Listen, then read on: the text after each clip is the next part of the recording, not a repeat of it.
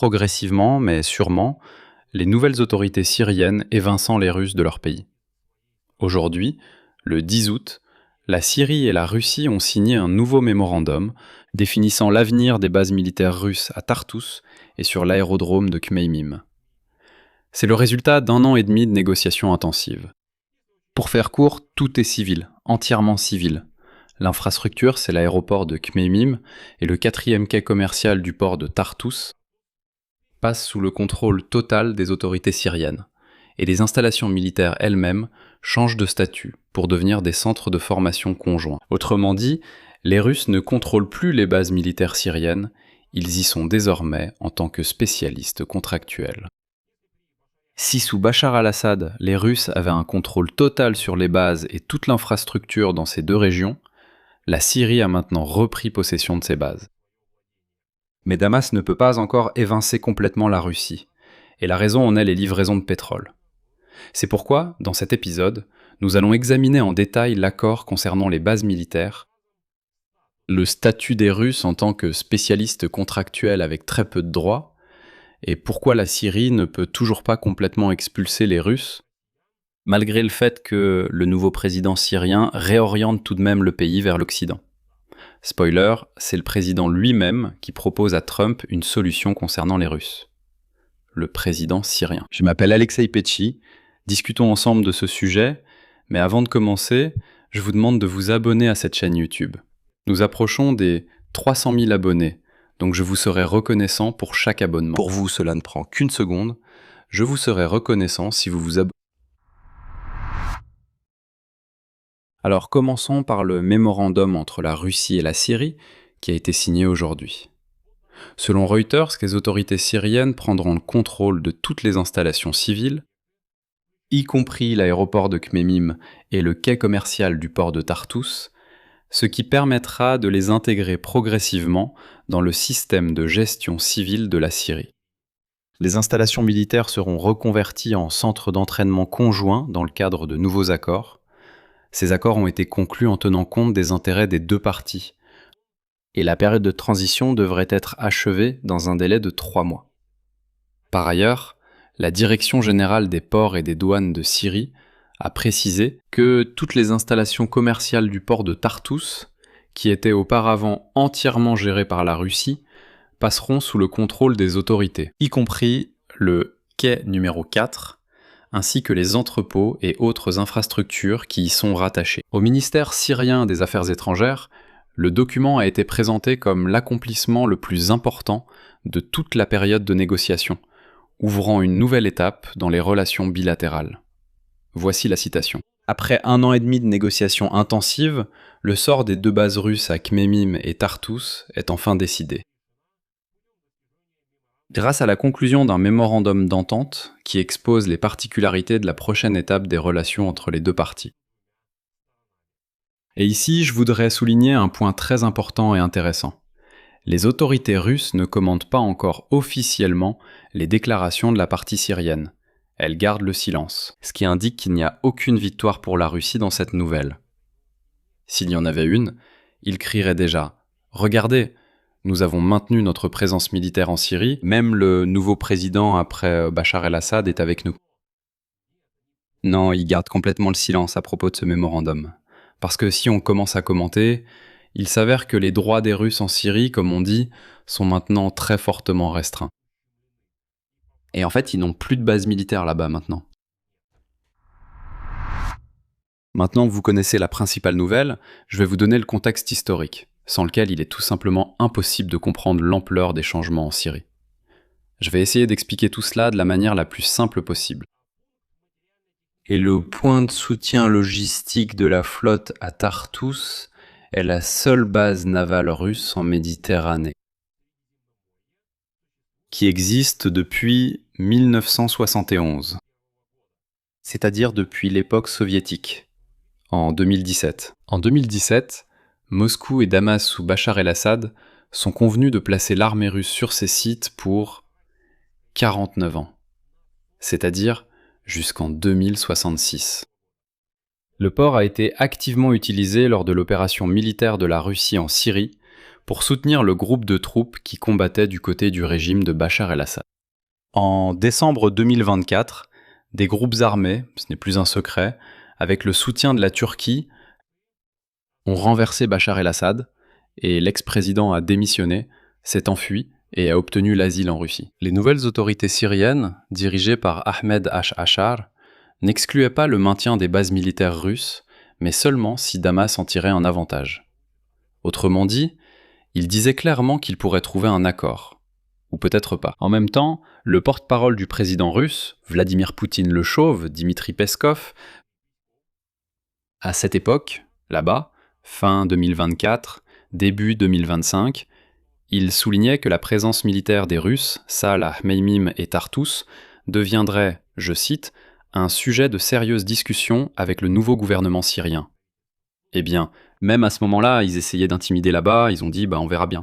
Il avait déjà été rapporté en avril que l'administration de transition syrienne voulait changer le statut de la base aérienne de Hmeimim en la transformant en un centre de formation et d'aide humanitaire. Donc ce nouveau mémorandum est en fait le résultat de près d'1 an de pression de la part des nouvelles autorités. À l'heure actuelle, on peut constater que la Russie va perdre le contrôle des bases militaires, mais conservera une présence militaire en Syrie. C'est ce qu'on peut appeler le statut de ces spécialistes sous contrat, avec des droits très limités. Pourquoi ? Parce que les militaires russes, ces Ivan russes en personne, oui, ils restent sur les sites, mais ce n'est plus eux qui les contrôlent, c'est la partie syrienne. Autrement dit, ils leur ont simplement permis d'y rester, mais ils ne contrôlent plus ces bases militaires. En même temps, la base juridique elle-même, ce fameux accord de location jusqu'en 2066. Formellement, n'a pas encore été annulée. Elle a simplement été reformulée à travers un nouveau mémorandum. Autrement dit, il est simplement indiqué que les Russes peuvent y rester, mais ce n'est plus leur base militaire. Et à ce stade, vous vous posez peut-être la question, écoutez, pourquoi Damas ne peut-il pas simplement prendre la décision et expulser définitivement la Russie ? Eh bien, même si cela semble être leur objectif. Il est évident que les nouvelles autorités syriennes essaient de minimiser l'influence de la Russie sur leur pays. Alors pourquoi ne peuvent-ils pas simplement expulser ces Russes crasseux de leur territoire ?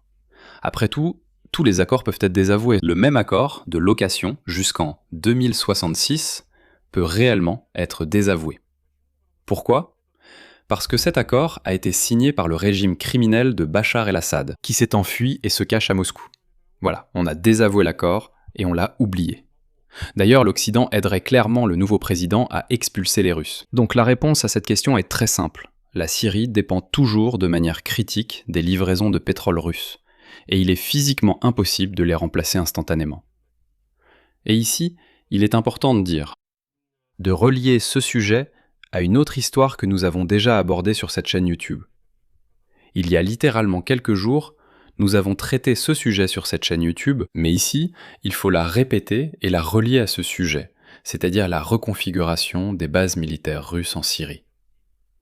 En fait, parallèlement aux négociations sur les bases avec les Russes, la Syrie mène des négociations séparées avec les États-Unis concernant la levée des dernières grandes sanctions. Il s'agit de retirer la Syrie de la liste des États soutenant le terrorisme, dans laquelle Damas a été inclus dès 1979 et qui constitue la seule grande sanction encore en vigueur contre le pays. Dans le cadre de ce dialogue, Washington a demandé à Damas, pour le dire doucement, de réduire considérablement l'importation de pétrole russe, et il a obtenu cet engagement. Autrement dit, la Syrie a déclaré « aucun problème », nous pouvons même complètement renoncer au pétrole russe. Officiellement, les États-Unis n'ont pas accepté, ils n'ont pas posé cela comme une condition préalable directe à la levée des sanctions, mais selon une source syrienne, les Américains ont laissé entendre que l'arrêt des achats de pétrole russe augmenterait les chances de retirer rapidement et sans complication le statut d'État soutenant le terrorisme. Et voici le détail clé qui explique la nature même de cette dépendance au pétrole russe. La Syrie dépend du pétrole russe, non pas de son plein gré, mais par nécessité et en raison des circonstances créées par le régime précédent de Bachar el-Assad. Les responsables syriens demandent explicitement qu'on lève d'abord les sanctions contre eux. Dans quel but ? Pour que la République puisse trouver des fournisseurs alternatifs ou une alternative à l'extraction de son propre pétrole. C'est donc un cercle vicieux. Le pétrole est nécessaire dès maintenant, mais il est pratiquement impossible de trouver d'autres fournisseurs sans la levée des sanctions. Il ne reste donc que la Russie qui fournit ce pétrole. Dans le même temps, Damas avance réellement vers la diversification.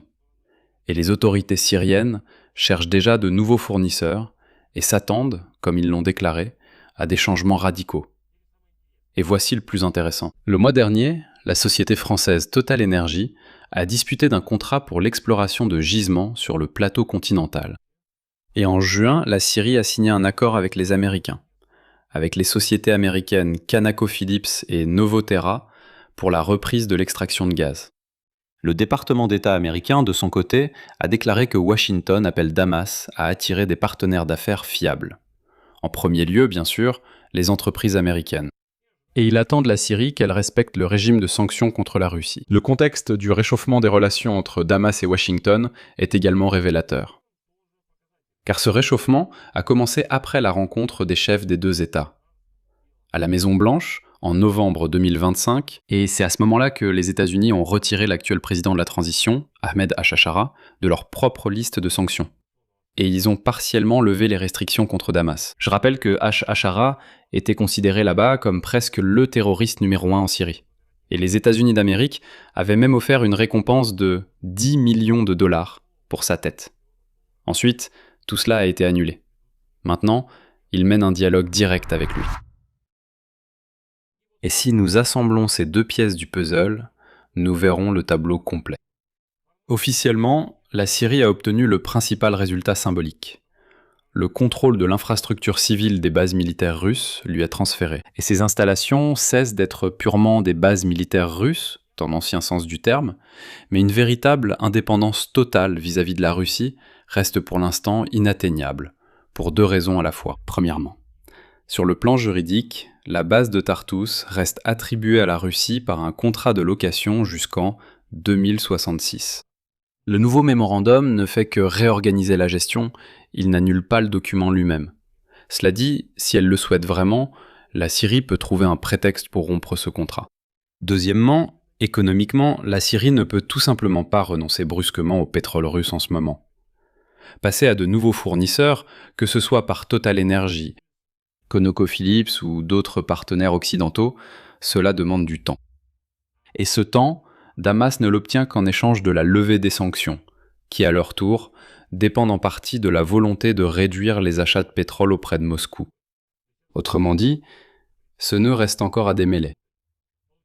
Il en résulte un enchaînement où chaque pas de Damas vers l'Occident est synchronisé dans le temps avec la pression exercée sur la Russie sur deux fronts à la fois, militaire et énergétique. Mais une rupture totale n'est possible que par étapes. D'abord, les sanctions sont levées, puis des fournisseurs alternatifs de pétrole pour la Syrie sont trouvés. Et ce n'est qu'alors que la présence militaire de la Russie, déjà privée aujourd'hui d'infrastructures civiles et du statut de présence à part entière, peut finalement perdre tout son sens pour les deux parties, mais avant tout pour la Syrie. Donc la Syrie avance clairement dans la bonne direction, et les Russes, sales et sauvages, je pense qu'ils seront bientôt définitivement expulsés de cette région. Je vais m'arrêter ici, donnez votre avis et vos conclusions dans les commentaires sous cette vidéo, abonnez-vous à la chaîne, activez la cloche et n'oubliez pas de mettre un like. Si vous souhaitez soutenir le travail de cette chaîne YouTube, vous pouvez le faire financièrement en faisant un don via les liens et les coordonnées dans la description de cette vidéo. C'est tout pour aujourd'hui, prenez soin de vous, à bientôt à tous.